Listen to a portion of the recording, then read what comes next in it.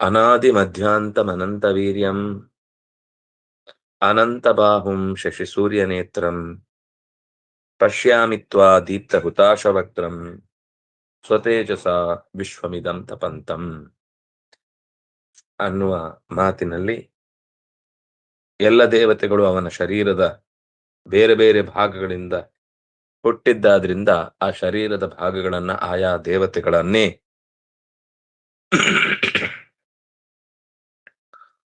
ನೆಲೆಸಿದಂತೆ ನಿರೂಪಿಸಿದ್ದಾರೆ.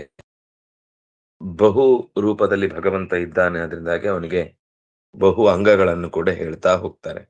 ಅಂದ್ರೆ 1000 ಕಣ್ಣು, 1000 ಮೂಗು, 1000 ಬಾಯಿ ಅಂದ್ರೆ 1000 ಅಂತ ಅರ್ಥ ಅಲ್ಲ, ಅನಂತ ಅಂತ ಅರ್ಥ. ಆದ್ರೆ ಒಬ್ಬನಿಗೆ ಅನಂತ ಹೇಗೆ ಅಂದ್ರೆ ಅನಂತ ರೂಪಗಳಿರುವುದರಿಂದ ಅನಂತ ಕೈಕಾಲುಗಳೆಲ್ಲ ಇರುವುದನ್ನ ಒಪ್ಪಿಕೊಳ್ಳುವುದಕ್ಕೇನು ತೊಂದರೆ ಇಲ್ಲ. ದ್ಯಾವಾ ಪೃಥಿವ್ಯೋರಿದಮಂತರಂ ಹಿ ವ್ಯಾಪ್ತಂ ತ್ವಯೈಕೇನ ದಿಶಶ್ಚ ಸರ್ವಾಃ ದೃಷ್ಟ್ವಾದ್ಭುತಂ ರೂಪಮುಗ್ರಂ ತವೇದಂ ಲೋಕತ್ರಯಂ ಪ್ರವ್ಯಥಿತಂ ಮಹಾತ್ಮನ್.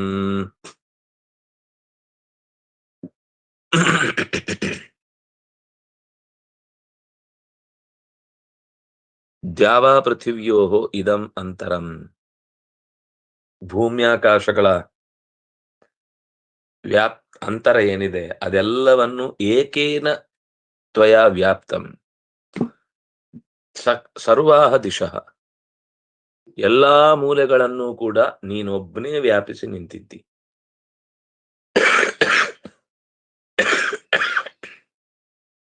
ಎಲ್ಲ ಸ್ಥಾನಗಳನ್ನು ಕೂಡ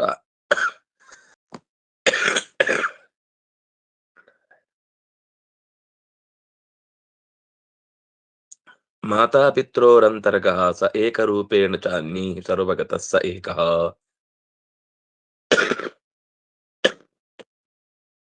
ಭೂಮಿಯನ್ನ ಮಾತಾ ಅಂತಾರೆ, ದ್ಯೌಹು ಪೃಥಿವಿ ಅನ್ನುವಲ್ಲಿ ದ್ಯೌಹು ಪಿತ.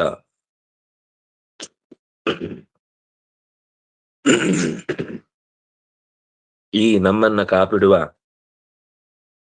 ಮಾತಾ ಮತ್ತು ಪಿತ, ಭೂಮಿ ಮತ್ತು ಆಕಾಶ, ಅದರ ನಡುವೆ ಪರಮಾತ್ಮ ಏಕರೂಪೇಣ ಚ ಅನ್ಯೀಹಿ ಸರ್ವಗತಸ್ಸ ಏಕಃ, ಅನೇಕ ರೂಪಗಳಿಂದ ವ್ಯಾಪ್ತನಾಗಿದ್ರೂ ಕೂಡ ಅವನು ಏಕ ಏವ. ಅದಕ್ಕೆ ತ್ವಯೈಕೇನ ಅನಂತ ಬಾಹುಂ ಶಶಿಸೂರ್ಯ ನೇತ್ರಂ ಇತ್ಯಾದಿಗಳನ್ನ, ಅನಂತ ಬಾಹುಗಳನ್ನ ಅನಂತ ರೂಪಗಳನ್ನ ಹೇಳಿದ್ರೂ ಕೂಡ ನೀನು ಒಬ್ನೇ ಆಗಿದ್ದಿ. ಇದು ವಿಶೇಷತೆ. ಒಂದಕ್ಕೊಂದು ಯಾವುದೇ ಮಧ್ಯದಲ್ಲಿ ಅರಿವಿನ ಅಂತರ ಇಲ್ಲ. ಅದಕ್ಕೆ ಗೊತ್ತಾಯ್ತು, ಇದಕ್ಕೆ ಗೊತ್ತೇ ಆಗ್ಲಿಲ್ಲ, ಇದಕ್ಕೆ ಗೊತ್ತಾಯ್ತು, ಅಲ್ಲಿ ಅರ್ಥನೇ ಆಗಿರ್ಲಿಲ್ಲ. ಈಗ ಉಳಿದ ದೇವತಾ ಪಾತ್ರಗಳಲ್ಲಿ ವಿದುರನಿಗೆ ನಿರ್ಧಾರ ಮಾಡ್ಲಿಕ್ಕಾಗಿದ್ದನ್ನ ಧರ್ಮರಾಜನಿಗೆ ಮಾಡ್ಲಿಕ್ಕಾಯ್ತು ಅಂತಿಲ್ಲ. ಆದ್ರೆ ಎರಡೂ ಒಂದೇ ಜೀವದ ಮುಖಗಳು. ಆದರೆ ಅವುಗಳ ನಡುವೆ ಕೆಲವು ಅಂದ್ರೆ ಭಗವತ್ ಪ್ರಜ್ಞೆಯಿಂದ ಎಲ್ಲ ಸಂಗತಿಗಳನ್ನ ತಿಳಿಯಬಹುದು. ಆದ್ರೆ ಸಹಜವಾಗಿ ಬಲರಾಮನಿಗೆ ಭಗವಂತ ಎಚ್ಚರಿಸಿದ ಮೇಲೆ ಪ್ರಲಂಬಾಸುರನನ್ನ ನಿಗ್ರಹಿಸುವ ಶಕ್ತಿ ಬಂತು. ಹಾಗೆ ಆದ್ರೆ ಭಗವಂತನಿಗೆ ಯಾರು ಎಚ್ಚರಿಸಬೇಕಾದವರಿಲ್ಲ, ಅಥವಾ ಯಾರೋ ಸಪೋರ್ಟ್ ಮಾಡಿ ಈಗ ನೋಡು ನಿನಗೆ ಜ್ಞಾನ ಜಾಗೃತಿ ಆಗಿದೆ, ಇನ್ನು ನೀನು ನಿನ್ನ ದೈವತ್ವದ ಕೆಲಸವನ್ನು ಮಾಡು ಅಂತ ಹೇಳುವ ಮತ್ತೊಂದು ಮೇಲಿನ ಶಕ್ತಿ ಇಲ್ಲ. ಇತಿ ವಾರುಣ ಶ್ರುತೇ ಏಕೇನ ರೂಪೇಣ ದ್ಯಾವಾ ಪೃಥಿವ್ಯೋ ಅಂತರಂ ವ್ಯಾಪ್ತೋ ಭಾತಿ. ಇದು ವಾರುಣ ಶ್ರುತಿಯಲ್ಲಿ ಬಂದ ಮಾತು. ಇಲ್ಲಿ ಭಗವಂತ ಒಂದೇ ರೂಪದಿಂದ ದ್ಯಾವಾ ಪೃಥಿವ್ಯೋ ಅಂತರಂ, ಭೂಮ್ಯಾಕಾಶಗಳನ್ನ ಎಲ್ಲಾ ದಿಕ್ಕುಗಳಿಂದಲೂ ಕೂಡ ವ್ಯಾಪ್ತನಾಗಿ ಭಾತಿ, ವ್ಯಾಪ್ತನಾಗಿ ತುಂಬಿಕೊಂಡಿದ್ದಾನೆ ಅಂತ ನಿರೂಪಣೆ ಮಾಡಿದ್ದಾರೆ.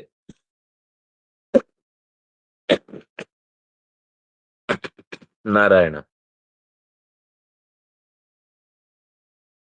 ಪಶ್ಯಮೇ ಪಾರ್ಥ ರೂಪಾಣಿ ಶತಶೋತ ಸಹಸ್ರಶಃ ಇದು ಭಗವಂತನ ನೇರವಾದ ಮುಖತಃ ಕೊಟ್ಟ ಮಾತು. ಪಾರ್ಥ ರೂಪಾಣಿ ಪಶ್ಯ, ನನ್ನ ರೂಪಗಳನ್ನು ಕಾಣು. ಇತಿ ಬಹೂನಿ ರೂಪಾಣಿ ಪ್ರತಿಜ್ಞಾತಾನಿ, ದೇವರೇ ತನಗಿರುವ ಅನಂತ ರೂಪಗಳನ್ನ ಒಪ್ಪಿಕೊಂಡಿದ್ದಾನೆ, ಪ್ರತಿಜ್ಞೆ ಮಾಡಿ ತಿಳಿಸಿದ್ದಾನೆ. ಮಾತಾಪಿತರೌಚ ದ್ಯಾವಾ ಪೃಥಿವೀ, ಪೃಥಿವೀ ದ್ಯಾವೌ, ಮಾನೋ ಮಾತಾ ಪೃಥಿವೀ ದುರ್ಮತೋ ದ್ಯಾ ಮಧುದ್ಯೌರಸ್ತು ನಃ ಪಿತಾ ಅನ್ನುವ ಮಾತುಗಳಲ್ಲಿ ದ್ಯಾವಾ ಪೃಥಿವಿಗಳನ್ನ ತಂದೆ ತಾಯಿಯನ್ನಾಗಿ, ದ್ಯೌಹು ಅನ್ನೋದು ಪಿತಾ, ಭೂಹು ಅನ್ನೋದು ಮಾತಾ. ದ್ಯೌಹು ಅಸ್ತು ನಃ ಪಿತಾ, ನಃ ಪಿತಾ ದ್ಯೌಹು, ನಮಗೆ ತಂದೆ ದ್ಯೌ ಅನ್ನುವ ರೂಪದಿಂದ ಭಗವಂತ ಇದ್ದಾನೆ, ಭೂಮಿಯಲ್ಲಿ ತಾಯಿಯ ರೂಪದಿಂದ ಇದ್ದಾನೆ. ಅದರಿಂದಾಗಿ ಅಷ್ಟು ಕ್ಷಮೆ.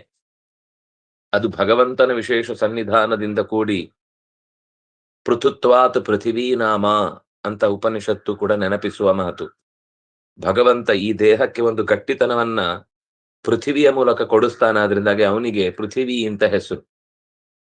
ಈ ಶರೀರಕ್ಕೊಂದು ಗಟ್ಟಿತನ ಬೇಕಲ್ವಾ, ನೆಲೆಗೊಳ್ಬೇಕಲ್ವಾ. ಇಲ್ಲ ಅಂದ್ರೆ ಬಲೂನಿನಲ್ಲಿ ಹಾಕಿದ ನೀರಿನಂತೆ ಅಥವಾ ತುಂಬಿದ ಗಾಳಿಯಂತೆ ಎಲ್ಲೆಲ್ಲೋ ಹೇಗೇಗೋ ದೇಹ ಒಂದು ವೃತ್ತಾಕಾರವೋ ಒಂದು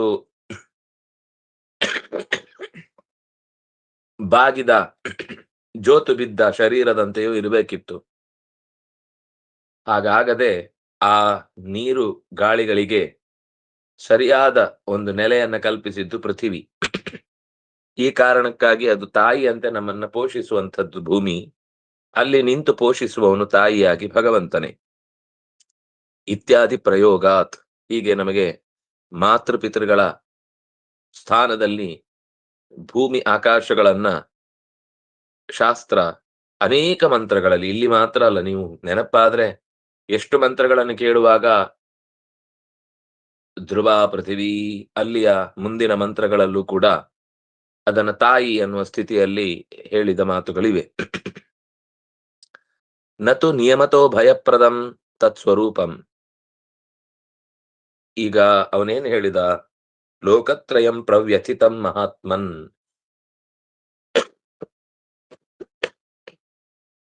ಮೂರು ಲೋಕಗಳು ಕೂಡ ನಿನ್ನ ಈ ಅತ್ಯಂತ ವಿಸ್ತೃತವಾದ ಅರಿವಿಗೆ ಬಾರದ, ಅಳತೆಗೆ ಸಿಗದ ರೂಪವನ್ನ ಕಂಡು ಬೆದರಿದೆ, ಅಂಜಿದೆ. ಆದ್ರೆ ಇದನ್ನು ಹೇಳ್ತಾ ಇದ್ದಾರೆ, ನಿಯಮೇನ ಎಲ್ಲರಿಗೂ ಭಯ ಕೊಟ್ಟಿದೆ ಅಂತ ಅರ್ಥ ಅಲ್ಲ. ಅಲ್ಲಿ ಕಾಣುವವನ ಶಕ್ತಿಯ ಮೇಲೆ ಡಿಪೆಂಡ್. ಈಗ ಈ ಜಾತ್ರೆಗಳಲ್ಲೆಲ್ಲ ಬಗೆ ಬಗೆಯ ಆಟಗಳಿರ್ತವೆ. ಕೆಲವರಿಗೆ ಭಯ ಆಗುತ್ತೆ, ಕೆಲವರಿಗೆ ಭಯ ಆದದ್ ನೋಡಿ ಭಯ ಆಗುತ್ತೆ, ಇನ್ನು ಕೆಲವರು ಅದನ್ನು ಮೀರಿ ಆರಾಮವಾಗಿರ್ತಾರೆ. ನಮ್ಗೇನನ್ಸುತ್ತೆ ಅಂದ್ರೆ ಎಲ್ರಿಗೂ ಹೀಗೆ ಭಯ ಆಗಿರುತ್ತೆ ಅಂತ ಒಂದ್ ಕ್ಷಣಕ್ಕೆ ಅನ್ಸುತ್ತೆ. ಆಮೇಲೆ ಅವರ ಪ್ರವೃತ್ತಿ ನೋಡಿ ಅವ್ರು ಭಯ ಪಡ್ತಾ ಇಲ್ಲ, ಖುಷಿ ಪಡ್ತಾ ಇದ್ದಾರೆ ಅಂತ ಗೊತ್ತಾಗ್ಬೋದು. ಆದ್ರೆ ನಿಯಮೇನ ಎಲ್ಲರಿಗೂ ಆ ಆಟ ಭಯ ಕೊಡಬೇಕು ಅಂತಿಲ್ಲ, ಭಯ ತರಿಸ್ಬೇಕು ಅಂತಿಲ್ಲ. ಒಬ್ಬೊಬ್ಬರ ಗ್ರಹಿಕೆಯ ಬಲ ಬೇರೆ ಬೇರೆ ಆದ ಹಾಗೆ ಆ ಜ್ಞಾನ ಅವರಿಗೆ ಬಾಧಕವೋ ಸಾಧಕವೋ ಏನೋ ಒಂದಾಗಿರುತ್ತೆ. ಕೆಲವರಿಗೆ ಕತ್ಲೆ ಅಂದ್ರೆ ಭಯ, ಕೆಲವರಿಗೆ ಕತ್ಲೆ ಅಂದ್ರೆ ಇಷ್ಟ, ಕೆಲವರಿಗೆ ಬೆಳಕು ಅಂದ್ರೆ ಭಯ, ಕೆಲವರಿಗೆ ಬೆಳಕು ಅಂದ್ರೆ ಇಷ್ಟ. ಒಬ್ಬೊಬ್ರು ಒಂದೊಂದು ರೀತಿಯ, ಯಾಕಂದ್ರೆ ಭಿನ್ನ ಜೀವಗಳು ಭಿನ್ನ ಧರ್ಮಗಳಿಂದ ಬದುಕ್ತಾ ಇರ್ತವೆ. ನಾರದಸ್ಯ ತದಭಾವಾತ್, ಆ ಭಯ ಎಂದೂ ನಾರದರಿಗೆ ಇರಲಿಲ್ಲ. ನಾರದರಿಗೆ ಆ ಪೂರ್ವದಲ್ಲೂ ಕೂಡ ಬೆಳಕಿನ ಸೆಳಕೊಂದು ಒಳಗಿನಿಂದ ಬಳುಕಿ ಹೋದಾಗ ಅವರು ಇನ್ನು ನೋಡಬೇಕು ಅಂತ ತಹತಹಿಕೆಯಿಂದ ಅದರ ಕಡೆಗೆ ತಮ್ಮನ್ನ ಒಡ್ಡಿಕೊಂಡ್ರು. ಮತ್ತು ನಿರಂತರ ಈ ರೂಪವನ್ನ ನಾರದರು ನಿರಂತರ ನಾರಾಯಣ ನಾರಾಯಣ ಅಂತ ಕಾಣ್ತಾ ಇದ್ದು ಅವರಿಗಿದು ಭಯ ಮೂಡಿಸುವ ರೂಪವೇ ಆಗಿರ್ಲಿಲ್ಲ. ಕೇಶಾಂಚಿತ್ ತಥಾ ದರ್ಶಯತಿ ಭಗವಾನ್. ಕೆಲವರಿಗೆ ಹಾಗೆ ಭಯವನ್ನ ಹುಟ್ಟಿಸ್ತಾನೆ. ಭಯ ಅಂದ್ರೆ ಇದನ್ನ ನೋಡಿ ಪ್ರಾಣ ಹೋಗುವಂತೆ ಅಲ್ಲ. ಹೇಗೆ ಅರ್ಥೈಸಿಕೊಳ್ಳುವುದು ಇದನ್ನ? ಯಾಕಂದ್ರೆ ಕೆಲವರಿಗೆ ಅದನ್ನು ನೋಡಿದ್ಮೇಲೆ ಅದರ ಪೂರ್ತಿ ಸಾರ ಮನಸ್ಸಿಗೆ ಬರ್ಬೇಕು.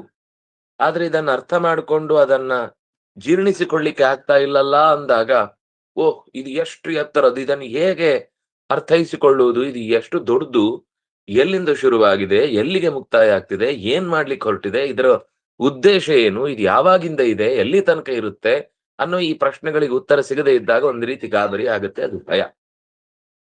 ನಾವ್ ಅನ್ಕೊಂಡ ಹಾಗಿಲ್ಲ, ನಾವ್ ಅನ್ಕೊಂಡದಕ್ಕಿಂತ ಬಹಳ ಎತ್ತರ ಇದೆ, ನಾವು ಯೋಚಿಸಿದ ಮಟ್ಟವನ್ನ ಮೀರಿದ ಶಕ್ತಿ ಇದು ಅಂತ ತಿಳಿಸುವುದಕ್ಕೋಸ್ಕರ ತಥಾ ದರ್ಶಯತಿ ಭಗವಾನ್. ಹಾಗೆ ಅವರಿಗೆ ಆ ಕುತೂಹಲ ಹೆಚ್ಚಿಸುವ ದೃಷ್ಟಿಯಿಂದಲೋ ಅಥವಾ ಅವರಿಗೆ ಅರಿವಿಗೆ ಬರಬೇಕಾದದ್ದು ಅಷ್ಟೇ, ಅದಕ್ಕಿಂತ ಹೆಚ್ಚನ್ನ ತಿಳಿಯುವ ಶಕ್ತಿ ಇಲ್ಲ ಅನ್ನುವಾಗಲೋ ಈ ಭಯ ಸಹಜವಾಗಿ ಹುಟ್ಟತ್ತೆ. ಪ್ರಿಯಂತಿ ಕೇಚಿತ್ತಸ್ಯ ರೂಪಸ್ಯ ದೃಷ್ಟೋ ಬಿಭೇತಿ ಕಶ್ಚಿದಭ್ಯಸೆ ಸರ್ವತೃಪ್ತಿ ಇತಿ ವಾರುಣ ಶಾಖಾಯಾಮ್. ಅವನ ರೂಪದಿಂದ ಕೇಚಿತ್ ಪ್ರಿಯಂತಿ, ಕೆಲವರು ತುಂಬಾ ಮುದಗೊಳ್ತಾರೆ. ಕೇಚಿತ್ ದೃಷ್ಟೋ ಬಿಭೇತಿ, ಕೆಲವರು ಹೆದರ್ತಾರೆ. ಬಿಭೇತಿ ಕಶ್ಚಿತ್, ಕೇಚಿತ್ ಇದ್ರೆ ಬಿಭ್ಯತಿ ಆಗ್ಬೇಕಿತ್ತು. ಕಶ್ಚಿತ್ ಬಿಭೇತಿ, ಕೆಲವರು ಹೆದರ್ತಾರೆ. ಆದ್ರಿಂದ ಅದು ಅಭ್ಯಾಸದಿಂದ ತೃಪ್ತಿಯ ಭಾವದ ಕಡೆಗೆ ಸಾಗುವಾಗ ಭಯ ನಿವಾರಣೆ ಆಗುತ್ತೆ. ಭಯ ನಿವಾರಣೆ ಆಗ್ಬೇಕಾದ್ರೆ ಅದರ ಅಭ್ಯಾಸ ಆಗಬೇಕು. ಅದು ಒಂದು ಸರ್ತಿ ಮಾತ್ರ ಅದನ್ನು ನೋಡಿದಾಗ ಹಾಗನ್ಸುತ್ತೆ. ಕೆಲವೊಂದ್ ಸರ್ತಿ ಕೆಲವು ದೃಶ್ಯಗಳು ನಮಗೆ ಮೊದಲ ಬಾರಿ ನೋಡಿದಾಗ ಭಯ ಅನ್ಸುತ್ತೆ. 2ನೇ ಬಾರಿ 3ನೇ ಬಾರಿ ಅದೇ ದೃಶ್ಯವನ್ನ ಮತ್ತೆ ಕಾಣುವಾಗ ಏನು ಡೀಟೇಲ್ಸ್ ಇದೆ ಅನ್ನೋದ್ರ ಕಡೆ ಗಮನ ಹೋಗುತ್ತೆ. ಮುಖ್ಯ ಪಾತ್ರವನ್ನು ಬಿಟ್ಟು ಉಳಿದ ಕಡೆ ಏನೇನಾಗ್ತಾ ಇದೆ ಅನ್ನೋದರ ಸಣ್ಣ ಎಲಿಮೆಂಟ್ಗಳನ್ನ ಗಮನಿಸುವ ಕಡೆ ಮನಸ್ಸು ಸಾಗುತ್ತೆ.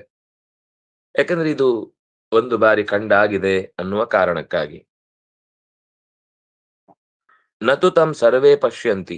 ಇನ್ನೂ ಒಂದು ವಿಶೇಷ ಏನು ಅಂದ್ರೆ, ಈ ವಿಶ್ವರೂಪವನ್ನ ಎಲ್ಲರೂ ಕಂಡೇ ಇಲ್ಲ. ಕಾಣದವರಿಗೆ ಭಯ ಹೇಗಾಗಬೇಕು? ಅದರಿಂದಾಗಿ ಅಲ್ಲಿದ್ದ ಅನೇಕ ಮಂದಿ ಕಂಡೇ ಇಲ್ಲ. ಮತ್ತೆ ಲೋಕತ್ರಯಂ ಪ್ರವ್ಯಥಿತಂ ಅಂತ ಹೇಳುವ ಪ್ರಸಂಗ ಕೇವಲ ಅವನು ಯಾರನ್ನೆಲ್ಲ ಕಾಣ್ತಾ ಇದ್ದಾನೋ ಅವರೆಲ್ಲ ಭಯಗೊಂಡವರಂತೆ ಕಾಣಿಸ್ತಿದ್ದಾರೆ. ಅದೃಷ್ಟ್ವಾಪಿ ತನ್ನಿರೂಪ್ಯ ಭಯೇ ದ್ರಷ್ಟು ತಥಾ ಪ್ರತಿಭಾತಿ. ಕೆಲವೊಮ್ಮೆ ಏನಂದ್ರೆ ಅವರು ಭಯಪಟ್ಟದನ್ನ ಎಲ್ರಿಗೂ ಭಯಪಡಿಸ್ತಾರೆ. ವಸ್ತುತಃ ಎಲ್ಲರೂ ಭಯಪಟ್ಟಿಲ್ಲ, ಆದ್ರೆ ಇವನ ತಲೆಯಲ್ಲಿ ಎಲ್ಲರೂ ಭಯಪಟ್ಟಿದ್ದಾರೆ ಅನ್ನೋದು ಇರುತ್ತೆ. ಅದೃಷ್ಟ್ವಾಪಿ, ನೋಡದೇ ಇದ್ದವರು ಭಯಪಡುವ ಪ್ರಸಂಗವೇ ಇಲ್ಲ. ಆದ್ರೆ ದ್ರಷ್ಟುಹು ಭಯೇ ತಥಾ ಪ್ರತಿಭಾತಿ. ದ್ರಷ್ಟುಹು, ನೋಡುಗನ ಭಯ ಎಲ್ಲರಲ್ಲೂ ಪ್ರತಿಫಲಿಸತ್ತೆ. ತಥಾಚ ಗೌತಮಖಿಲೇಶು. ಆಚಾರ್ಯರಿಗೆ ಯಾವ್ದನ್ನ ಏನ್ ಹೇಳಿದ್ಮೇಲೂ ನಾನ್ ಹೇಳಿದ್ದಾಗಬೇಕು ಅಂತ ಇಲ್ವೇ ಇಲ್ಲ. ಇದು ನಾನ್ ಹೇಳಿದ್ದಲ್ಲಪ್ಪ, ಇದು ವೇದವ್ಯಾಸರೇ ಬಿಡಿಸಿಕೊಟ್ಟ ಹಣ್ಣಿನ ತೊಳೆಗಳು, ತಗೊಳ್ಳಿ ಅಂತ ದೃಷ್ಟ್ವಾ ದೇವಂ ಮೋದಮಾನ ಅದೃಷ್ಟ್ವಾಪ್ಯೇತದ್ ಭಯಾತ್ ಬಿಭ್ಯತೋ ದೃಷ್ಟವತ್ತೇ ಪಶ್ಯಂತಿ ತಾನ್ಯಸ್ತ ಚಕ್ಷುರ್ಮುಖಾನ್ಸ್ತು ತಸ್ಮಿನ್ನವೈತೆ ಮನಸೋಗತತ್ವಾತ್ ಇತಿ. ಮತ್ತೆ ಒಂದು ಗೌತಮಖಿಲದ ಮಂತ್ರದಿಂದ ಈ ಭಾವವನ್ನ ಬಿಡಿಸಿ ಹೇಳ್ತಾ ಇದ್ದಾರೆ. ದೇವಂ ದೃಷ್ಟ್ವಾ ಮೋದಮಾನಾಹ ಕೇಚಿತ್. ದೇವರನ್ನು ನೋಡಿ ಮನದುಂಬಿ ಕುಣಿದವರು ಕೆಲವರು, ತೃಪ್ತಿಪಟ್ಟವರು ಕೆಲವರು. ಅದೃಷ್ಟ್ವಾಪಿ ಏತತ್, ಕೆಲವರು ನೋಡದೆ ಏನಿಲ್ಲ ಅಂತ, ಈ ಮಿಸ್ಸಿಂಗ್ ಅನ್ನೋದು ಏನು ಅಂತ ಗೊತ್ತಿಲ್ಲದೆ ಖುಷಿಯಲ್ಲಿರ್ತಾರೆ ಕೆಲವರು. ನಾವೇನ್ ಮಿಸ್ ಮಾಡ್ಕೊಂಡ್ವಿ ಅನ್ನೋದು ಗೊತ್ತಿಲ್ಲದೆ ನೆಮ್ಮದಿಯಾಗಿರ್ತಾರೆ. ಇಗ್ನೋರೆನ್ಸ್ ಇಸ್ ಬ್ಲಿಸ್ ಅಂತ, ತಿಳಿಯದೇ ಇರುವುದೇ ಆನಂದ ಅಂತ. ಇನ್ನು ಆ ಕೆಲವರು ನೋಡದೆಯೂ ಕೂಡ ಅದೇನೋ ಇದೆ ಅಂತೆ ಅಂತ ನೆನೆದೆ ಭಯ ಪಡ್ತಾರೆ. ಅದೃಷ್ಟ್ವಾ ಅಪಿ ಕೇಚಿತ್ ಭಯಾತ್ ಬಿಭ್ಯತಃ. ನೋಡಿ ಭಯ ಪಡೋರು ಕೆಲವರು, ನೋಡದೆ ಭಯ ಪಡೋರು ಇನ್ನು ಕೆಲವರು. ದೃಷ್ಟವತ್ತೆ ಪಶ್ಯಂತಿ ತಾನ್ ನ್ಯಸ್ತ ಚಕ್ಷುರ್ಸು ಮುಖಾನ್ಸ್ತು ತಸ್ಮಿನ್ನೇವ ಏತೆ ಮನಸೋ ಗತತ್ವಾತ್. ಅವರ ಮನಸ್ಸಿನಲ್ಲಿ ಭಯ ಇದ್ದಾಗ ಇದರ ಪ್ರತಿಯೊಂದು ಅಂಶವೂ ಕೂಡ ಅವರಿಗೆ ಭಯವನ್ನು ಹುಟ್ಟಿಸುತ್ತೆ.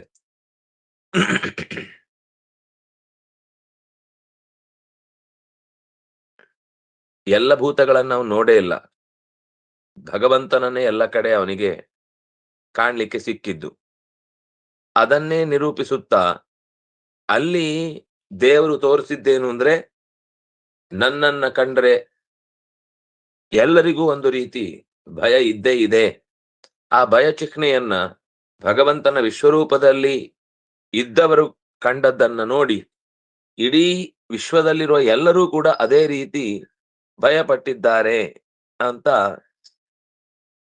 ಈ ಒಟ್ಟು ಮಾತಿನ ಅಭಿಪ್ರಾಯ. ಮನಸೋಗತತ್ವಾತ್, ಅವರೆಲ್ಲ ಅವನ ಮನಸ್ಸಿನಲ್ಲೇ ಇದ್ದು ಭಯಪಟ್ಟದ್ದು ಕಂಡದ್ದಷ್ಟೇ ಹೊರತು ಹೊರಭಾಗದಲ್ಲಿದ್ದ ಜನರೆಲ್ಲ ಭಯಪಟ್ಟಿದ್ದಾರೆ ಅನ್ನೋದು ಅದರ ಅಭಿಪ್ರಾಯ ಅಲ್ಲ.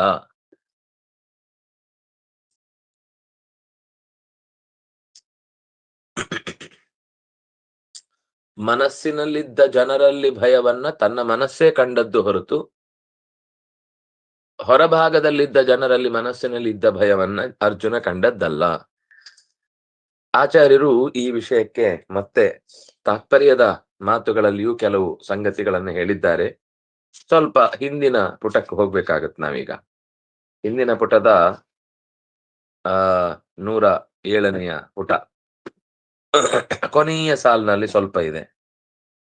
ಕಮಲಾಸನೆ ಬ್ರಹ್ಮಣಿ ಸ್ಥಿತಂ ರುದ್ರಂ ವಿಷ್ಣುಂ ಸಮಾಶ್ರಿತೋ ಬ್ರಹ್ಮಣೋ ಅಂಕಮಾಶ್ರಿತಃ ಹರಃ ಹರಸ್ಯಾಂಗ ವಿಶೇಷೇಷು ದೇವಾ ಸರ್ವೇಪಿ ಸಂಸ್ಥಿತಾಃ. ಇದು ಬ್ರಹ್ಮಾಣಮೀಶಂ ಕಮಲಾಸನಸ್ಥಂ ಕೃಷೀಂಚ ಸರ್ವಾನ್ ಮೃಗಾಂಚ ದಿವ್ಯಾನ್ ಅನ್ನುವ ಮಾತಿನಲ್ಲಿ ಒಂದು ವಿಶೇಷ ಸಂಗತಿ ಬಂತಲ್ಲಿ. ಚತುರ್ಮುಖನನ್ನ ನೋಡಿದ, ಚತುರ್ಮುಖನ ತೊಡೆಯಲ್ಲಿ ಕೂತಿರುವ ಶಿವನನ್ನು ಕಂಡ. ಈ ಚತುರ್ಮುಖನ ಶಿವನ ಇದೇನು ನೀವು ಹೇಳ್ತಾ ಇದ್ರಿ? ಅದಕ್ಕೆ ಹೇಳಿದ್ರು ಪದ್ಮಪುರಾಣದಲ್ಲೇ ಈ ಮಾತು ಇದೆ. ವಿಷ್ಣುಂ ಸಮಾಶ್ರಿತೋ ಬ್ರಹ್ಮ, ವಿಷ್ಣುವಿನ ತೊಡೆಯಲ್ಲಿ ಚತುರ್ಮುಖ ಕೂತಿದ್ದಾನೆ. ಚತುರ್ಮುಖನ ತೊಡೆಯಲ್ಲಿ ಅಂಕಗತೋ ಹರಹ, ಹರಸ್ಯ ಅಂಕ ವಿಶೇಷೇತು ದೇವಾ ಸರ್ವೇಪಿ, ಎಲ್ಲಾ ದೇವತೆಗಳು ಹರನ ತೊಡೆಯಲ್ಲಿ ಕೂತಿದ್ದಾರೆ. ಅಂದ್ರೆ ಬಹುಶಃ ಮತ್ತೆ ಅವರವರ ತೊಡೆಯಲ್ಲಿ ಮುಂದಿನವರು ಕೂತಿದ್ದಾರೆ ಅನ್ನೋದನ್ನ ಹೇಳುದು ಬೇಡ ಅಂತ ಏನು. ದೇವಾ ಸರ್ವೇಪಿ ಸಂಸ್ಥಿತಾಹ, ಹರನ ತೊಡೆಯಲ್ಲಿ ಉಳಿದ ಎಲ್ಲ ದೇವತೆಗಳು ಕೂತ್ಬಿಟ್ಟಿದ್ದಾರಂತೆ. ಎಷ್ಟು ದೊಡ್ಡ ತೊಡೆ ಇರಬೇಕು ಇದು ಭಗವಂತನಿಗೆ ಇವರನ್ನೆಲ್ಲ ಇಟ್ಕೊಳ್ಳಿಕ್ಕೆ. ಅಲ್ಲ, ದೇವ್ರಿಗೆ ಚಿಕ್ಕದ್ ಸಾಕಲ್ವಾ ಅಂದ್ರೆ ಹರನ ತೊಡೆ ದೊಡ್ಡದಾದ್ಮೇಲೆ ಹರಿಯ ತೊಡೆಯು ದೊಡ್ಡದೇ ಆಗ್ಬೇಕಲ್ಲ ಅದಕ್ಕಿಂತ. ಯಾಕೆಂದ್ರೆ ಚತುರ್ಮುಖನನ್ನು ಕೂಡಿಸಿಕೊಂಡ ತೊಡೆಯಲ್ಲಿ ಕೂಡಿಸಿಕೊಂಡ ಭಗವಂತನ ತೊಡೆಯದು. ಹಾಗಾಗಿ ಕಮಲಾಸನನ ತೊಡೆಯಲ್ಲಿ ಕೂತ ಹರನ ಉಲ್ಲೇಖವನ್ನ ಮಾಡಿದ್ದು ಕೇವಲ ಕೃಷ್ಣನ ದರ್ಶನದ ಮಾತಲ್ಲ, ಅದು ಆಗ ತೋರಿಸಿದ್ದು ಅರ್ಜುನನಿಗೊಂದು ವಿಶೇಷ ತಿಳುವಳಿಕೆಗಾಗಿ. ಅದು ನಿತ್ಯದ ಉಪಾಸನೆಯ ಮುಖದಲ್ಲೂ ಕಾಣಬೇಕಾದ ಸಂಗತಿ ಅಂತ ಹೇಳಿದ್ರು. ಮುಂದಿನ ಪುಟಕ್ಕೆ ಹೋದ್ರೆ 108ನೆಯ ಪುಟ, ಅಂದ್ರೆ ಭಾಷ್ಯದ ಕೆಳಭಾಗದಲ್ಲಿ ಇರುತ್ತದೆ ಯಾವಾಗ್ಲೂ ಕೂಡ. ಅಲ್ಲೇ ದ್ಯಾವಾ ಪೃಥಿವ್ಯೋ ಅಂತರಂ ಏಕೇನೈವ ರೂಪೇಣ ವ್ಯಾಪ್ತಂ. ಅಂತರಿಕ್ಷ ಮತ್ತು ಭೂಮಿಯ ನಡುವಿನ ಎಲ್ಲ ಕಡೆ ತುಂಬಿದ ರೂಪ ಅನೇಕ ರಾಶಿ ಇದೆ, ಅದು ಒಂದೇ. ಏಕಂ ರೂಪಂ ವ್ಯಾಪ್ತಂ ನಾಂತನ್ನ ಮಧ್ಯಂ ನ ಪುನಸ್ತವಾದಿಂ ಇತ್ಯುಕ್ತತ್ವಾತ್ ಪುನಃ ಅನಾದಿ ಮಧ್ಯಾಂತಂ ಇತಿ ಗುಣಾನಂತ್ಯಾಪೇಕ್ಷೆಯ. ಗಮನಿಸಬೇಕಾದ್ದು ಒಂದ್ಸರ್ತಿ ನಾಂತನ್ನ ಮಧ್ಯನ್ನ ಪುನಸ್ತವಾದಿಂ ಅಂದ್ರು, ಅನಾದಿ ಮಧ್ಯಾಂತಮನಂತ ವೀರ್ಯಂ ಅಂದ್ರು. ಯಾಕಿದು ಹೀಗೆ? ಪದ್ಯಕ್ಕೆ ಪದಗಳು ಸಾಲದೆ ಹೋದದ್ದಕ್ಕೆ ಅದನ್ನೇ ತಿರುಗಿಸಿ ಮುರುಗಿಸಿ ಪರೀಕ್ಷೆಯಲ್ಲಿ ಕೆಲವು ವಾಕ್ಯಗಳನ್ನ ತುಂಬಿಸುವ ಹಾಗೆ ಕೃಷ್ಣನು ಕೂಡ ಏನಾದ್ರು ಅಥವಾ ಅರ್ಜುನನು ಕೂಡ ಏನಾದ್ರು ಪ್ರಾರ್ಥನೆಯನ್ನ ಮರಳಿ ಮಾಡ್ತಿದ್ದಾನ? ಸರಿ, ಅವನೇನೋ ಮಾಡ್ದ, ವೇದವ್ಯಾಸರಾದ್ರು ಅದನ್ನ ಎಡಿಟ್ ಮಾಡುವಾಗ ಒಂದ್ಸಲ ಸಾಕು ಅಂತ ಬಿಡ್ಬೋದಿತ್ತಲ್ವಾ? ಅಂದ್ರೆ ನಾಂತನ್ನ ಮಧ್ಯನ್ನ ಪುನಸ್ತವಾದಿಂ ಅನ್ನುವುದು ಕಾಲದ ವ್ಯಾಪ್ತಿಯನ್ನ ತಿಳಿಸಿದ್ರೆ, ಅನಾದಿ ಮಧ್ಯಾಂತಂ ಅನಂತ ವೀರ್ಯಂ ಅನ್ನೋದು ಗುಣದ ಅನಂತ್ಯವನ್ನ ಪರಿಚಯಿಸ್ತಾ ಇದೆ. ತ್ವಯಾ ತತಂ ವಿಶ್ವಮನಂತ ರೂಪ ಇತಿ ಕಾಲಾಪೇಕ್ಷೆಯ. ಕಾಲದ ಬಗ್ಗೆ ಹೇಗೆ ಕೊನೆ ಇಲ್ಲ ಅನ್ನೋದನ್ನ ಹೇಳಬೇಕಿತ್ತೋ, ದೇಶದ ವ್ಯಾಪ್ತಿಯನ್ನ ಎಲ್ಲ ಕಡೆ ಭಗವಂತನಿಗೆ ಇದೆ ಅನ್ನೋದನ್ನ ಹೇಗೆ ತಿಳಿಸ್ಬೇಕಿತ್ತೋ, ಹಾಗೆ ಗುಣದ ಬಗ್ಗೆಯೂ ಕೂಡ ತಿಳಿಸುವ ಉದ್ದೇಶ ಇದ್ದದ್ರಿಂದ ತ್ವಯಾ ತತಂ ಅನಂತಂ, ನಿನ್ನಿಂದಲೇ ಎಲ್ಲವೂ ಕೂಡ ತುಂಬಿಕೊಂಡಿದೆ ಅಂತ ಕಾಲ ಮತ್ತು ಗುಣಗಳ ವಿದೇಶಗಳ ವ್ಯಾಪ್ತಿಯನ್ನ ಪರಿಚಯಿಸುವುದಕ್ಕಾಗಿ ಮತ್ತೆ ಮತ್ತೆ ಆ ಶಬ್ದಗಳು ಬಂದಿವೆ ಹೊರತು, ಅಲ್ಲ ಒಂದೇ ಸರ್ತಿ ಹೇಳ್ಬೋದಲ್ವಾ ಅಂದ್ರೆ ಹೇಳ್ಬೋದು. ಆ ಪ್ರಸಂಗವನ್ನ ನೀವು ನೋಡಿದ್ರೆ ಅಲ್ಲಿಗಲ್ಲಿಗೆ ಯಾವ್ದ್ಯಾವ್ದು ಹೊಂದತ್ತೆ ಅನ್ನೋದು ಹೆಚ್ಚು ಅರ್ಥ ಆಗತ್ತೆ. ಸ್ವಯಂ ಅಂತಂ ವಿದ್ಯಮಾನಮಪಿ ನ ಪಶ್ಯತಿ ಇತ್ಯಾಶಂಕ್ಯ ತ್ವಯಾ ತತಂ ವಿಶ್ವಂ ಇತ್ಯಾಹ. ಅಂತ ಇದೆ, ಆದ್ರೆ ತನಗೆ ಕಾಣಲ್ಲ. ಸ್ವಯಂ ಅಂತಂ ವಿದ್ಯಮಾನಮಪಿ ನ ಪಶ್ಯತಿ, ತನಗೆ ಕೊನೆ ಇದೆ ಆದ್ರೆ ತನಗೆ ಕಾಣಿಸ್ತಿಲ್ಲ ಅನ್ನುವ ಅರ್ಥದಲ್ಲಿ ಅನಂತ ಅಂತ ಹೇಳ್ಬೋದಲ್ವಾ? ಅಂದ್ರೆ ಇಲ್ಲ.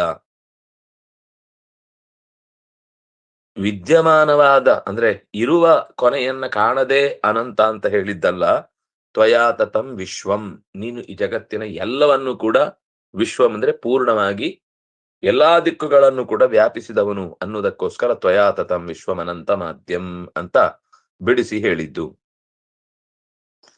ಅನ್ಯತ್ ತಾತ್ಪರ್ಯ ಜ್ಞಾನಾಯ ಅಭ್ಯಾಸ ರೂಪಂ. ಮತ್ತು ಕೆಲವೊಮ್ಮೆ ಈ ಅನಂತ ಅನಂತ ಅನಂತ ಅನ್ನುವ ಶಬ್ದಗಳು ಬಾಹುವಿನ ಬಗ್ಗೆ, ನೇತ್ರಗಳ ಬಗ್ಗೆ, ರೂಪಗಳ ಬಗ್ಗೆ ಬಂದಿದ್ರೆ ಅದು ಅಭ್ಯಾಸಕ್ಕಾಗಿ, ಮರ್ತು ಹೋಗಬಾರ್ದು. ಈ ಕೆಲವೊಂದ್ ಸರ್ತಿ ಬರ್ಬೇಕು, ಒಂದ್ ಸ್ವಲ್ಪ ಹೊತ್ತಾದ್ಮೇಲೆ ಬರ್ತೀರಲ್ವಾ, ಬರ್ಲೇಬೇಕು, ಎಲ್ರು ನೀವು ಬರ್ತೀರಿ ಅಂತ ಕಾಯ್ತಾ ಇದ್ದಾರೆ, ನೀವು ಬರುವುದು ಅನ್ನೋದು ನಮ್ಮ ಕನಸಾಗಿತ್ತು ಅಂತ ಒಂದು 4-5 ಸರ್ತಿ ಅದನ್ನು ಹೇಳ್ತಾರೆ. ಅದರ ಅಭಿಪ್ರಾಯ ನಾನು ಯಾರಿಗೆ ಹೇಳ್ತಾ ಇದ್ದೇನೋ ಅವ್ರಿಗೆ ಅರ್ಥ ಆಗ್ತಾ ಇಲ್ಲ, ಅದಕ್ಕೋಸ್ಕರ ಹೇಳ್ತಾ ಇದ್ದೇನೆ ಅಂತ ಅರ್ಥ ಅಲ್ಲ. ನೀವು ಬಂದೇ ಬರಬೇಕು ಅನ್ನುವ ಒತ್ತಾಸೆಯನ್ನ ನನ್ನ ಮರು ಒತ್ತಾಯ ಮಾಡುವ ಶಬ್ದಗಳಲ್ಲಿ ನೀವು ಬರದೇ ಇದ್ರೆ ನಮಗೆ ತುಂಬಾ ಬೇಸರ ಆಗುತ್ತೆ ಅನ್ನೋದನ್ನ ತಿಳಿಸುವ ದೃಷ್ಟಿ ಇರುತ್ತೆ ಹೊರತು, ಅವ್ರಿಗೆ ಅರ್ಥ ಆಗಲ್ಲ. ಒಂದ್ಸಲ ಹೇಳಿದ್ರೆ ಅದಕ್ಕೆ 2-2 ಸಲ 3-3 ಸಲ ಹೇಳ್ಬೇಕಾಗತ್ತೆ. ಅಲ್ಲಿ ಕೆಲವರಿಗೆ ಹಾಗಿರುತ್ತೆ, ಮರ್ತೋಗ್ಬಿಡುತ್ತೆ, ನೆನ್ಪುಂಟಲ್ಲ ಅಂತ ಮತ್ತೊಮ್ಮೆ ಹೇಳ್ಬೇಕಾಗತ್ತೆ. ಆದ್ರೆ ಇಲ್ಲಿ ಯಾರು ಹಿರಿಯರನ್ನ ಕರೆ ಮಾಡುವಾಗ, ಬರಮಾಡಿಕೊಳ್ಳುವಾಗ ಅದರ ಹಿಂದೆ ಇರುವಂತಹದ್ದು ಕಾಳಜಿ ಅಥವಾ ಅದರ ಅಪೇಕ್ಷೆ ನಮಗೆ ತುಂಬಾ ಗಾಢವಾಗಿ ಇದೆ ಅನ್ನುವುದನ್ನ ಅವರಿಗೆ ತಿಳಿಯಪಡಿಸುವುದಕ್ಕಾಗಿ ಒತ್ತಾಯ ಮಾಡುವುದು ಹೇಗೋ ಹಾಗೆ ಅಭ್ಯಾಸಕ್ಕಾಗಿ. ಭಗವಂತನ ರೂಪ ಅನ್ನೋದು, ಅನಂತ ಅನ್ನೋದು ಕೇವಲ ಹೊಗಳಿಕೆಗಾಗಿ, ಶ್ಲೋಕದ ಭರ್ತಿಗಾಗಿ ಅಥವಾ ಇನ್ಯಾರಲ್ಲೋ ಎಲ್ಲರಲ್ಲೂ ಇರುವಂತ ಗುಣವನ್ನೇ ಇವನಲ್ಲೂ ಕೂಡ ಹೇಳಿ ಕ್ಲೀಶೆಗಾಗಿ ಈ ಮಾತುಗಳನ್ನು ನಿರೂಪಣೆ ಮಾಡ್ತಾ ಇರುವುದಲ್ಲ. ಸರ್ವಂ ಸಮಾಪ್ನೋಷಿ ತಥೋಸಿ ಸರ್ವಃ ಇತಿ ಸರ್ವಂ ಖಲ್ವಿದಂ ಬ್ರಹ್ಮ ಇತ್ಯಾದಿ ಸರ್ವಶಬ್ದ ವ್ಯಾಖ್ಯಾನ ರೂಪಂ. ಸರ್ವಂ ಖಲ್ವಿದಂ ಬ್ರಹ್ಮ ಅಂತ ಒಂದು ಮಾತಿದೆ. ಇತಿಹಾಸ ಪುರಾಣಾಭ್ಯಾಂ ವೇದಂ ಸಮಪ ಬ್ರಹ್ಮಯೇತ್ ಅಂತ ಮಾತಿರುವುದು. ಇತಿಹಾಸ ಪುರಾಣಗಳಿಂದ ವೇದಗಳಿಗೆ ಸರಿಯಾದ ಅರ್ಥವನ್ನ ಹಚ್ಚಬೇಕು ಅಂತ.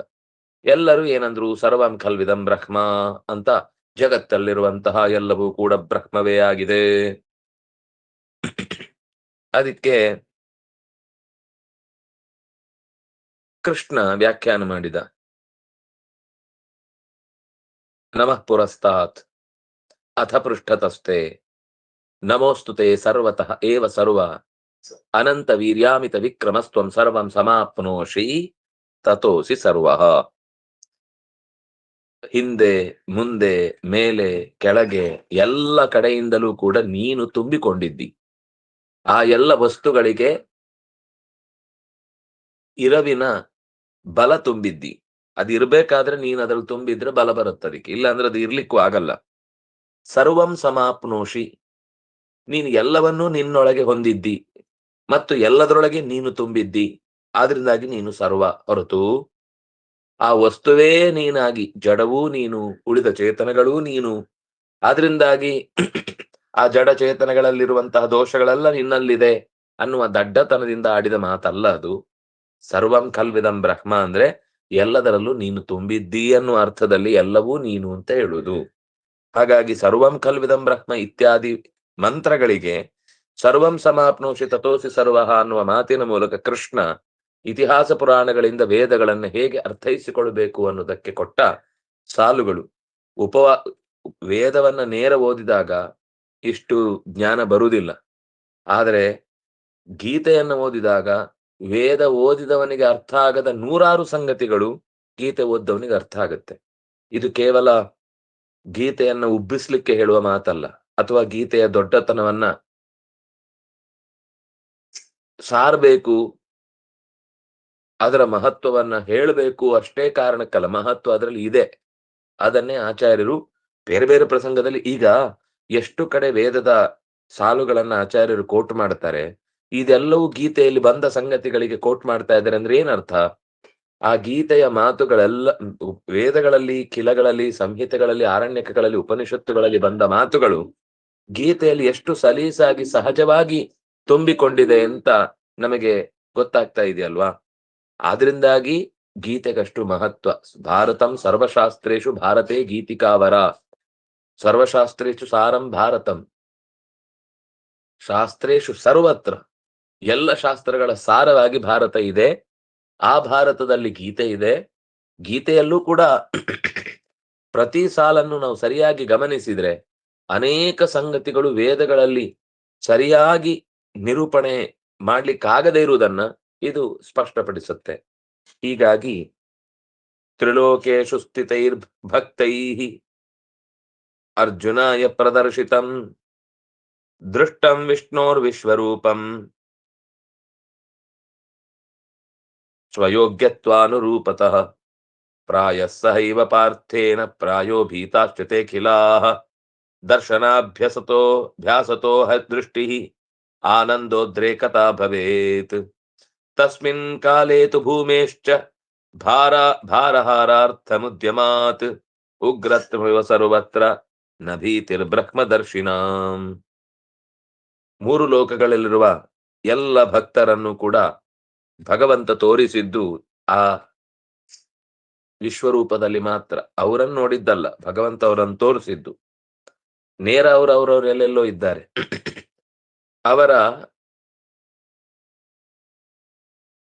ದರ್ಶನ ಭಗವಂತನಲ್ಲಿ, ಅಂದ್ರೆ ಅವರ ಇರುವಿಕೆ ಭಗವಂತನಲ್ಲಿ ಹೇಗಿದೆ ಅಂತ ತೋರಿಸಿ, ವಿಷ್ಣೋಹ ವಿಶ್ವರೂಪಂ ದೃಷ್ಟಂ, ಅನೇಕ ಜನರಿಗೆ ಕೇವಲ ಅರ್ಜುನಾಯ ಪ್ರದರ್ಶಿತಂ ತ್ರಿಲೋಕೇಶು ಭಕ್ತೈ ದೃಷ್ಟಂ, ಅರ್ಜುನನಿಗೆ ತೋರಿಸಿದ ವಿಶ್ವರೂಪವನ್ನ ಇನ್ನೂ ಅನೇಕ ಭಕ್ತರು ಕೂಡ ನೋಡಿದ್ದಾರೆ. ಸ್ವಯೋಗ್ಯತ್ವಾನುಸಾರತಃ, ಅವರವರ ಯೋಗ್ಯತೆಗೆ ತಕ್ಕಂತೆ ಕಂಡಿದ್ದಾರೆ. ಈಗ ನೀವು ಹಿಂದೆ ಸಂಜಯನ ಮಾತುಗಳನ್ನ ಗಮನಿಸಿದ್ರೆ ಅವನು ಕೆಲವು ಈ ಸಂಗತಿಗಳನ್ನ ಹೇಳಿದ. ಆದ್ರೆ ಆ ಸಂಗತಿಗಳನ್ನ ಹೇಳುವಾಗ ಇದ್ದ ಪದಗಳಲ್ಲಿರುವ ಭಾರ ಅರ್ಜುನನಲ್ಲಿ ಇದ್ದಷ್ಟು ಮಾತುಗಳಲ್ಲಿ ಕಾಣಲ್ಲ. ಅರ್ಜುನನಿಗಿಂತ ಕಮ್ಮಿ ಕಾಣುತ್ತೆ. ಅರ್ಜುನನಿಗೆ ಏನೇನ್ ಕಾಣಿಸ್ತೋ ಅದರ ಡೀಟೇಲ್ಸು ಸಂಜಯನ ಬಾಯಲ್ಲಿ ಮತ್ತೆ ಬಂತು. ಆದ್ರೆ ಅವನು ಕಂಡ ಸಂಗತಿಯನ್ನು ಮೊದಲೊಮ್ಮೆ ನಿರೂಪಣೆ ಮಾಡಿದಾಗ ಅವನಿಗೆ ಅಷ್ಟೇ ಗೊತ್ತಾಗಿದ್ದು. ಆದ್ರೆ ಅದು ಅರ್ಜುನನ ದೃಷ್ಟಿ ಅಂತ ಬಂದಾಗ ಅರ್ಜುನ ಏನು ಕಂಡ ಅನ್ನೋದನ್ನ ಇವನು ಹೇಳುವಾಗ ಇನ್ನೂ ಹೆಚ್ಚಿನ ವಿಸ್ತಾರದ ಮಾತುಗಳನ್ನ ವ್ಯಾಸರು ಆ ಪದಗಳಲ್ಲಿ ತುಂಬಿದ್ದಾರೆ.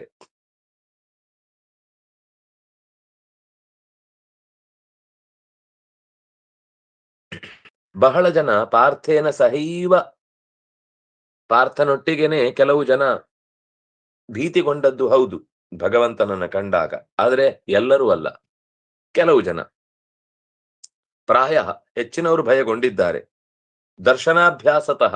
ಆದರೆ ಯಾರಿಗೆ ಈ ರೂಪದ ದರ್ಶನ ಮತ್ತೆ ಮತ್ತೆ ಆಗಿದೆ, ಅವರಿಗೆ ಅಭ್ಯಾಸ ಇರುವುದರಿಂದಾಗಿ ಆ ದೃಷ್ಟಿ ಆನಂದೋದ್ರೇಕತಾ ಭವೇತ್, ಅದು ಇನ್ನಷ್ಟು ಹೆಚ್ಚು ಆನಂದವನ್ನ ಹುಟ್ಟಿಸ್ತದೆ. ತಸ್ಮಿನ್ ಕಾಲೇತು ಭೂಮೇಶ್ಚ ಭಾರಹಾರಾರ್ಥ ಮುದ್ಯಮಾತ್, ತಸ್ಮಿನ್ ಕಾಲೇತು ಅದೇ ಕಾಲದಲ್ಲಿ, ಭೂಮೇಶ್ಚ ಭೂಮಿಯ ಭಾರವನ್ನ ಹರಣ ಮಾಡುವುದಕ್ಕೋಸ್ಕರ, ಉಗ್ರತ್ವಮಿವ ಇನ್ನೂ ಹೆಚ್ಚು ಉಗ್ರವೆನ್ನುವಂತೆ, ಭೀತಿಯನ್ನ ಭಗವಂತ ಹುಟ್ಟಿಸಿದ ತನ್ನ ಉಗ್ರ ರೂಪದಿಂದ. ಆದರೆ ನಭೀತಿ ಬ್ರಹ್ಮದರ್ಶಿನ, ಪರಮಾತ್ಮನನ್ನ ಹೃದಯದಲ್ಲಿ ಕಂಡಂತಹ ಸಜ್ಜನ ಯೋಗಿಗಳಿಗೆ ಈ ಭಗವದ್ ರೂಪದ ದರ್ಶನದಿಂದ ಭೀತಿ ಉಂಟಾಗ್ಲಿಲ್ಲ. ಅರ್ಜುನಾದಧಿಕಾಯೇತು ತೇಷಾಂ ಭೀತಿರ್ ನಚಾಭವತ್, ಅರ್ಜುನನ ಸ್ತರಕ್ಕಿಂತ ಮೇಲಿನ ಮಂದಿಗೆ ಯಾರಿಗೂ ಕೂಡ, ಈಗ ಯಾರ್ಯಾರು ಅಂತ ಅಲ್ಲೇ ಮುಂದೆ ಹೇಳ್ತಾರೆ, ಅರ್ಜುನಾತ್ ಅಧಿಕಾಯೇತು, ಅರ್ಜುನನಿಗಿಂತ ಅಧಿಕರು ಯಾರಿದ್ದಾರೋ ಅವರಿಗೆ ಈ ದರ್ಶನದಿಂದ ಭೀತಿ ಆಗ್ಲಿಲ್ಲ. ಅಂದ್ರೆ ಮೂಲ ರೂಪದಲ್ಲಿ ಇಂದ್ರನಿಗೂ ಆಗಿರುವುದಿಲ್ಲ. ಆದ್ರೆ ಅವತಾರದಲ್ಲಾಗುವಾಗ ಭೂಮಿಯ ಸಂಪರ್ಕ ಇರುವುದರಿಂದ ಮನಸ್ಸಿಗೆ ಒಂದು ಆವರಣದ ಅಂಶ ಬರುತ್ತೆ. ಆ ಕಾರಣಕ್ಕಾಗಿ ಮುಂದಿನ ಪುಟದ ಕೆಳಭಾಗದಲ್ಲಿದೆ, ಇನ್ನು ಕೆಳಗೆ ಅಲ್ಲೇ ಅದೇ ನಭೀತಿ ಬ್ರಹ್ಮದರ್ಶಿನಾಂ. ಅದು ನಿಮಗೆ ಪುಸ್ತಕ ಕೈಯಲ್ಲಿದ್ದಾಗ ಓದ್ಲಿಕ್ಕೆ ಪಕ್ಕದಲ್ಲಿ ಕಾಣುತ್ತೆ, ಅದು ಎಲ್ಲೆಲ್ಲೋ ಇರುವುದಲ್ಲ. ನಮಗೇನಾಗುತ್ತೆ ಅಂದ್ರೆ, ಇದು ಸ್ಕ್ರೋಲ್ ಮಾಡುವಾಗ ಪಕ್ಕದ ಪುಟ ಮತ್ತು ಈ ಪಕ್ಕದ ಪುಟ ಮೇಲೆ ಮತ್ತೆ ಕೆಳಗೆ ಬರುವುದ್ರಿಂದ ಅಲ್ಲಿ ಹೇಳ್ಬೇಕಾದನ್ನು ಇಲ್ಲಿ ಹೇಳ್ತಾ ಇದ್ದಾರೆ ಅಂತ ಅನ್ಸುತ್ತೆ. ನೀವು ಪುಸ್ತಕ ತೆಗೆದು ನೋಡಿದ್ರೆ ಇದು ಎಲ್ಲೂ ಬೇರೆ ಬೇರೆ ಆಗಿ ಇಲ್ಲ. ಆ ಶ್ಲೋಕಕ್ಕೆ ಅದರ ಕೆಳಗಿದೆ, ಈ ಶ್ಲೋಕಕ್ಕೆ ಇದರ ಕೆಳಗಿದೆ. ಈಗ ನೀವು ನೋಡ್ತಾ ಇರುವುದ ಶ್ಲೋಕದ್ದು 19, 20 ಅಂತಿದೆ ನೋಡಿ, ಅದರ ಕೊನೆಯಲ್ಲಿ ಎರಡು ಸಾಲ ಆದ್ಮೇಲೆ ಕೊನೆಯಲ್ಲಿ 20ನೇ ಶ್ಲೋಕ ಅದೇ ಪುಟದ ಮೇಲ್ಭಾಗದಲ್ಲಿದೆ. ಅದರಿಂದಾಗಿ ಅದು ಆ ಪುಟಕ್ಕೆ ಹೊಂದುವ ಹಾಗೆ ಶ್ಲೋಕಗಳು ಬಂದಿವೆ ಹೊರತು, ನಾವು ಇವತ್ತು PDF ಮಾಡುವಾಗ ಪಕ್ಕದ ಪುಟ ಮೇಲ್ ಬರುತ್ತೆ, ಇನ್ನೊಂದು ಪಕ್ಕದ ಪುಟ ಕೆಳಗ್ ಬರುತ್ತೆ. ಅದನ್ನಾಗಿ ನಮಗೆ ಎಲ್ಲೋ ಹೇಳುವ ಶ್ಲೋಕ ವ್ಯಾಖ್ಯಾನ ಎಲ್ಲೋ ಇದೆ ಅಂತ ಅನ್ನಿಸತ್ತಷ್ಟೇ. ಅದು ಇವತ್ತು ನಾವು ಓದುವ ಪುಸ್ತಕದಲ್ಲಿರುವ ವ್ಯವಸ್ಥೆಯ ರೀತಿ ಬೇರೆ ಆದ್ರಿಂದ ಕಾಣುತ್ತಷ್ಟೆ. ಅರ್ಜುನಾದಧಿಕಾಯೇತು ತೇಷಾಂ ಭೀತಿ ನಚಾಭವತ್, ಅರ್ಜುನನಿಗಿಂತ ಅಧಿಕರಾದವರಲ್ಲಿ ಯಾರಿಗೂ ಈ ಭೀತಿ ಹುಟ್ಟಲಿಲ್ಲ. ಯಾರಿಗೆಲ್ಲ? ಶ್ರೀ ಬ್ರಹ್ಮ ರುದ್ರ ಪೂರ್ವಾಣಾಂ, ರುದ್ರನೇ ಮೊದಲಾದ ದೇವತೆಗಳಿಗೆ. ಕೃಷ್ಣಾಯಾಹ, ದ್ರೌಪದಿಗೆ ಭಯ ಉಂಟಾಗ್ಲಿಲ್ಲ, ಅಂದ್ರೆ ನೋಡಿದ್ದಾಳೆ ಅಂತಾಯ್ತು. ಭೀಮರಾಮಯೋ, ಭೀಮನಿಗೆ ಭಯ ಉಂಟಾಗ್ಲಿಲ್ಲ, ಬಲರಾಮನಿಗೆ ಭಯ ಉಂಟಾಗ್ಲಿಲ್ಲ. ಇತಿ ಆಗ್ನೇಯ ವಚನಾತ್, ಆಗ್ನೇಯ ಪುರಾಣದಲ್ಲಿ ಬಂದ ಮಾತು, ಇಷ್ಟು ಜನರಿಗೆ ಭಯ ಉಂಟಾಗ್ಲಿಲ್ಲ. ಅಂದ್ರೆ ಅದಕ್ಕಿಂತ ಕೆಳಗಿನವರಿಗೆ ಎಲ್ರಿಗೂ ಕೂಡ ಒಂದೊಂದು ಹಂತಕ್ಕೆ ಆ ವ್ಯಾಪ್ತಿಯನ್ನ ಕಂಡು ಒಂದ್ಸರ್ತಿ ಎದೆ ಧಸಲ್ ಅಂದಿದೆ, ಏನಪ್ಪ ಇದು ಇಂಥ ಅದ್ಭುತ ಅಂತ. ದೃಷ್ಟ್ವಾದ್ಭುತಂ ರೂಪಮುಗ್ರಂ ತವೇದಂ ಇತ್ಯಾದಿ ಯುಜ್ಯತೆ. ಈ ಮಾತಿರುವುದರಿಂದ ನಿನ್ನ ಅದ್ಭುತವಾದ ರೂಪವನ್ನ ಕಂಡು ಎಲ್ಲರೂ ಕೂಡ ಅಚ್ಚರಿಪಟ್ಟಿದ್ದಾರೆ ಅನ್ನುವ ಮಾತು ಸರಿ ಹೋಗುತ್ತೆ. ಮುಕ್ತ. ಮತ್ತೆ ನಾವು 21ನೇ ಶ್ಲೋಕಕ್ಕೆ ಹೋಗೋಣ. ಅಮೀಹಿತ್ವಾ ಸುರಸಂಘಾ ವಿಶಂತಿ ಕೇಚಿದ್ ಭೀತಾ ಪ್ರಾಂಜಲಯೋ ಗೃಣಂತಿ. ಹಿಂದೆ ಇದೆ, ಅಲ್ಲೇ ಮೇಲೆ ಶ್ಲೋಕ. ಸ್ವಸ್ತಿತ್ಯುಕ್ತ್ವಾ ಮಹರ್ಷಿ ಸಿದ್ಧ ಸಂಘಾ ಸ್ತುವಂತಿತ್ವಾ ಸ್ತುತಿಭಿಃ ಪುಷ್ಕಳಾಭಿಃ. ಅಲ್ಲೇ ಮೇಲೆ ಸುರಸಂಘಾಃ ತ್ವಾಂ ವಿಶಂತಿ, ದೇವತೆಗಳ ಗುಂಪು ನಿನ್ನನ್ನ ಪ್ರವೇಶಿಸ್ತಾ ಇದೆ. ಕೇಚಿತ್ ಭೀತಾಃ, ಇನ್ನು ಕೆಲವರು ಎರಡು ಕೈಗಳನ್ನ ಮುಗಿದು ಸ್ತುತಿಸ್ತಾ ಇದ್ದಾರೆ ನಿನ್ನ ರೂಪವನ್ನ. ಮಹರ್ಷಿ ಸಿದ್ಧ ಸಂಘಾಹ, ಇನ್ನು ಕೆಲವರು ಮಹರ್ಷಿಗಳು ಸಿದ್ಧರು ಅವರ ದೊಡ್ಡ ದೊಡ್ಡ ಗುಂಪೆ ಸ್ವಸ್ತಿ ಸ್ವಸ್ತಿ ಸ್ವಸ್ತಿ, ಒಳ್ಳೇದು ಒಳ್ಳೇದು ಒಳ್ಳೇದು ಅಂತ ಸಾಧು ಸಾಧು ಅಂತ ಖುಷಿ ಪಡುವ ಮಾತುಗಳಿಂದ ತ್ವಾಂ ಸ್ತುತಿಭಿ ಪುಷ್ಕಳಾಭಿ ಸ್ತುವಂತಿ. ಪುಷ್ಕಳಾಭಿ ಸ್ತುತಿಭಿ, ಪುಷ್ಕಳವಾದ ಸ್ತುತಿಗಳಿಂದ ನಿನ್ನನ್ನ ಹೊಗಳುತ್ತಾ ಇದ್ದಾರೆ. ಒಳ್ಳೆಯ ಮಾತುಗಳಿಂದ ನಿನ್ನ ಬಗೆಗೆ, ನಿನ್ನ ಗುಣಧರ್ಮಗಳನ್ನ, ನಿನ್ನ ಹಿರಿಮೆಗಳನ್ನ ಹಾಡಿ ಹೊಗಳುತ್ತಾ ಇದ್ದಾರೆ. ದೇವತೆಗಳ ಗುಂಪು, ಋಷಿಗಳ ಗುಂಪು ಎಲ್ಲವೂ ಕೂಡ ನಿನ್ನ ಬಗೆಗೆ ಆನಂದ ಪಡ್ತಾ ಇದೆ. ರುದ್ರಾದಿತ್ಯ ವಸವೋ ಯೇ ಚ ಸಾಧ್ಯ ವಿಶ್ವೇಶ್ವಿನೋ ಮರುತಶ್ಚೋಷ್ಮಪಾಕ್ಷ ಗಂಧರ್ವ ಯಕ್ಷಾಸುರ ಸಿದ್ಧ ಸಂಘ ವೀಕ್ಷಂತೆ ತ್ವಾ ವಿಸ್ಮಿತಾಶ್ಚೈವ ಸರ್ವೇ. ರುದ್ರನ ಗುಂಪು 11 ಜನ, ಆದಿತ್ಯನ ಗುಂಪು 12 ಜನ, ವಸುಗಳ ಗುಂಪು 8 ಜನ, ಸಾಧ್ಯರು ಅವರೊಂದಿಷ್ಟು ಸಿಕ್ಕಾಪಟ್ಟೆ ಇದ್ದಾರೆ. ವಿಶ್ವೇ ದೇವಾ ಅವರು ಅನೇಕ 10 ಜನ ಪ್ರಧಾನ, ಅಶ್ವಿನೌ 2, ಮರುತಃ 49, ಊಷ್ಮಪಾಹ ಇದೆಲ್ಲ ಋಷಿಗಳು. ಊಷ್ಮಪಾಹ ಅಂದ್ರೆ ಸೂರ್ಯನ ಕಿರಣಗಳನ್ನೇ ಕುಡಿದು ಬದುಕುವಂಥವರು. ಆಮೇಲೆ ಗಂಧರ್ವರು, ಯಕ್ಷರು, ಅಸುರರು, ಸಿದ್ಧರು, ಕಿನ್ನರರು, ಕಿಂಪುರುಷರು ಇತ್ಯಾದಿ ಇನ್ನೆಲ್ಲರೂ ಬರ್ತಾರೆ. ಇವರೆಲ್ಲರೂ ಕೂಡ ತ್ವಾ ನಿನ್ನನ್ನು ವಿಸ್ಮಿತಾಹ ಕಂಡು ಆಶ್ಚರ್ಯಚಕಿತರಾಗಿ ಸರ್ವೇ ಯಾರಿಗೂ ಕೂಡ ಭಗವಂತನ ಇದು ಏನು ಹೊಸ್ತೇನಿಲ್ಲ, ಇದೆಲ್ಲ ನೋಡಿ ಆದದ್ದು.